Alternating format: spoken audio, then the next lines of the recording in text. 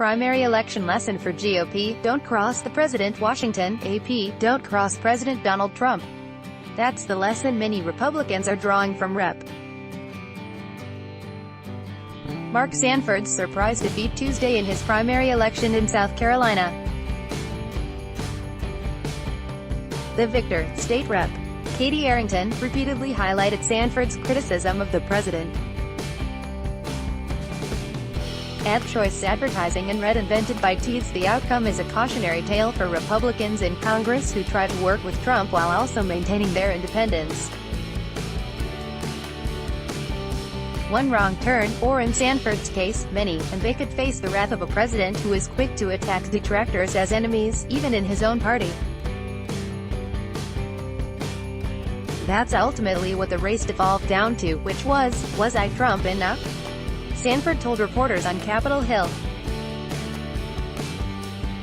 Advertisement, it's a very tribal environment right now, he said. Are you for or against Trump? He said he hoped his defeat would not dissuade other members from speaking out against Trump. Agreeing to disagree is a sign of health in our political system. Sanford is the second incumbent House Republican to lose a primary this year, though the defeat of Rep. Robert Pittenger in North Carolina came despite his staunch support for the president. Still, Sanford is only the latest casualty in the intra-party conflict that has roiled the GOP in the Trump era. Trump is known to remember slights from lawmakers. Rep.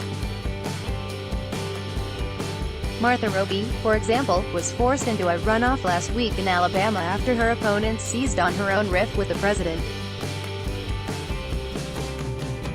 In 2016, after the release of a tape in which candidate Trump bragged about grabbing women, Roby said she wouldn't vote for him for president. Recent results have a message, said Rep. Barry Loudermilk in neighboring Georgia. Be a team player or Trump will support someone who will be. It doesn't make me nervous, but it probably gives pause to some who want to openly criticize the president, he said. Trump celebrated Sanford's defeat on Twitter, claiming success in ousting a foe. In a highly unusual move for a president, he had tweeted an endorsement of Arrington on Tuesday afternoon when polls were still open in South Carolina. Advertisement, my political representatives didn't want me to get involved in the Mark Sanford primary thinking that Sanford would easily win, but with a few hours left I felt that Katie was such a good candidate, and Sanford was so bad, I had to give it a shot, he said. The transformation of the GOP under Trump makes some lawmakers uneasy. It's becoming a cultish thing, isn't it, said retiring Sen. Bob Corker of Tennessee, who has an on-off relationship with Trump. And it's not a good place for any party to end up with a cult-like situation. To be sure, the president's track record of picking winners and losers in elections is not perfect.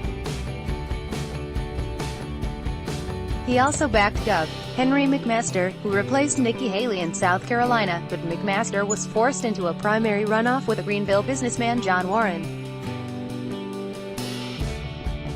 And Trump famously backed Roy Moore, the former Alabama judge accused of sexual misconduct with teenage girls, in a special election earlier this year that delivered the state's first Democrat to the U.S. Senate in a generation. But Trump's preference for populist candidates like Corey Stewart, the Confederate statue-supporting Republican who won the GOP nomination for Senate in Virginia on Tuesday, increasingly seems to be remaking the GOP, if not Congress, in his image. Stewart will face Senator Tim Kaine, the Democratic Party's 2016 vice presidential nominee, in the fall. As former Speaker John Boehner said recently, there is no Republican Party. There's a Trump party. Advertisement. Recent polls have found that more than 80% of Republican voters approve of the job Trump is doing, and that makes GOP lawmakers hesitant to criticize him. Yes, of course, it's his party, said Doug High, a former top House GOP leadership aide who is now a party strategist. That's only more true today, given his high popularity among Republican voters. He said lawmakers would be wise to keep their differences with the president low-key and within the range of policy, not personality, so as not to alienate Republican primary voters protective of the commander-in-chief. What they will not support is someone they view as going after the president personally, High said. Sanford, the former South Carolina governor, had never lost an election before Tuesday, even after a high-profile extramarital affair with a woman in Argentina. But he was never a strong Trump fan. He demurred during the run-up to the 2016 election when asked if he'd support Trump and spoke out against the president after the election on issues such as limiting Muslim immigrants.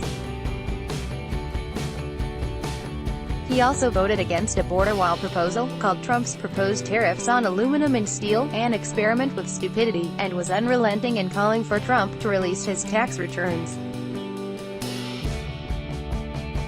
Arrington, the first-term state lawmaker who defeated him on Tuesday, aired ads that featured clips of Sanford speaking critically about Trump's actions. Still, she didn't initially support Trump's candidacy either.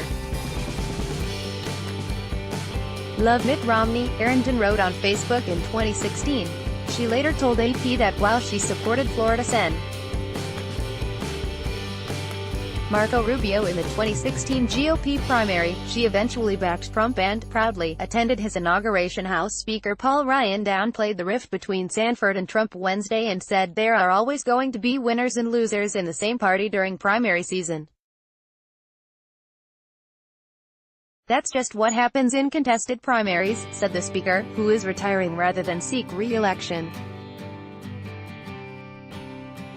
Others, though, said Sanford's defeat is an up-close example of how Republicans must tread carefully in the Trump era.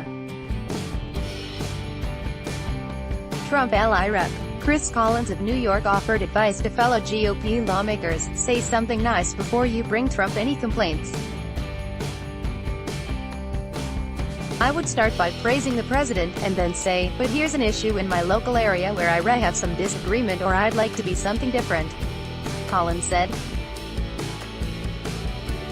Talking to Trump should be like interactions with your spouse or children when you have a problem that needs airing, he said.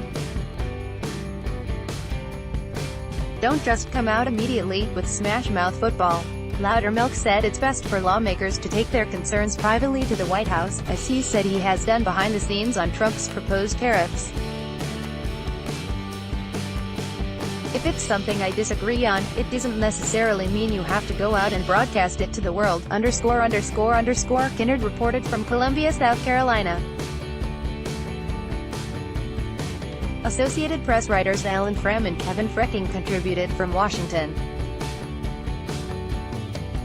Follow Mascaro on Twitter at https://twitter.com/Lisa Mascaro and Kinnard at https://twitter.com/@MedKinnard app by Taboola Sponsored links promoted links You may like family-minded, global parenting tactics that haven't caught on in the use of family-minded under the new paper Mather. We can't arrest Najib without solid evidence. The new paper on the Vikings, free online gameplay this for 1 minute. And see why everyone is addicted. Vikings, free online game Undo. Enjoy compare best credit cards in Singapore, compare today, enjoy compare Undo. Throne, free online game. Play this for 2 minutes and see why everyone is addicted. Throne, free online game Undo. Young parent Sean Yu confirms his wife is 6 months pregnant. Young parents Undo.